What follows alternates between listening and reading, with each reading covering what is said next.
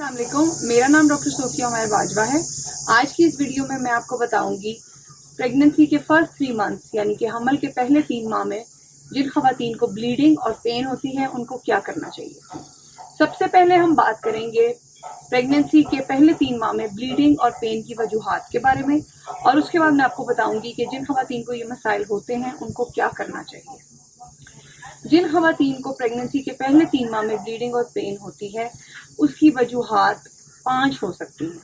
सबसे पहले नंबर पर आती है प्रेगनेंसी जो कि यूट्रस के अंदर ही हो और ठीक ग्रो कर रही हो, लेकिन उसके बावजूद ब्लीडिंग और पेन हो। इस तरह की कंडीशन को थ्रेटेंड मिसकैरेज कहा जाता है।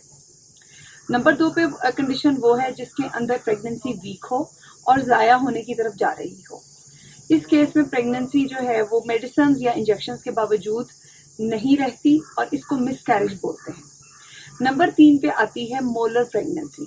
मोलर प्रेगनेंसी जिसको उर्दू जुबान में अंगूरी हमल कहा जाता है, ये भी एबनॉर्मल प्रेगनेंसी होती है और ये कंटिन्यू नहीं करती।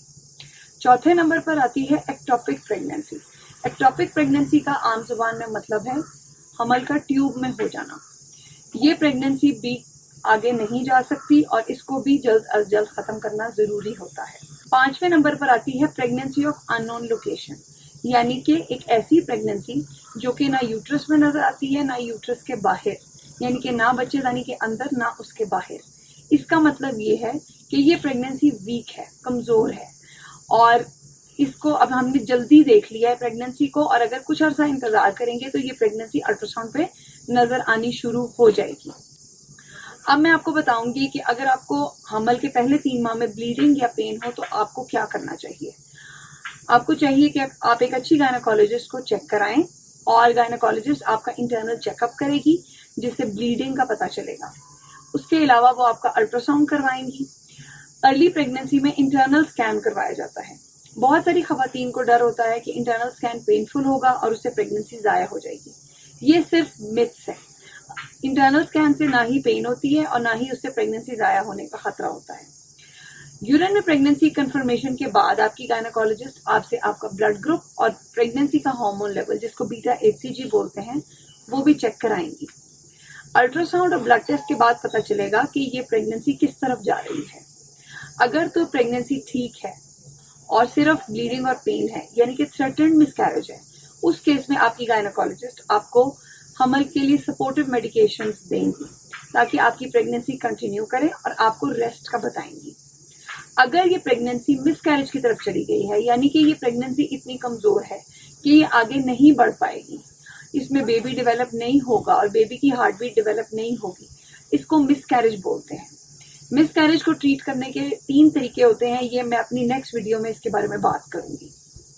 अगर ये प्रेगनेंसी मोलर प्रेगनेंसी है तो उसके लिए अमूमन खवातीन को DNC करवानी पड़ती है। Molar pregnancy, miscarriage, ectopic pregnancy, ये सारी चीजों का डायग्नोसिस इंटरनल अल्ट्रासाउंड पे बनता है। मोलर प्रेगनेंसी वाली खवातीन को जैसे मैंने बताया कि DNC की जरूरत पड़ती है यूट्रस को क्लीन आउट करने के लिए। उसके बाद हमने बात की थी एक्टोपिक प्रेगनेंसी के बारे में। जिन खवातीन को एक्टोपिक प्रेगनेंसी है उसको भी ट्रीट करने के 2 तरीके होते हैं, या तो मेडिकली इंजेक्शन के जरिए उसको खत्म किया जाता है या सर्जिकली लैप्रोस्कोपिकली यानी कि की होल सर्जरी के जरिए उस प्रेगनेंसी को रिमूव किया जाता है।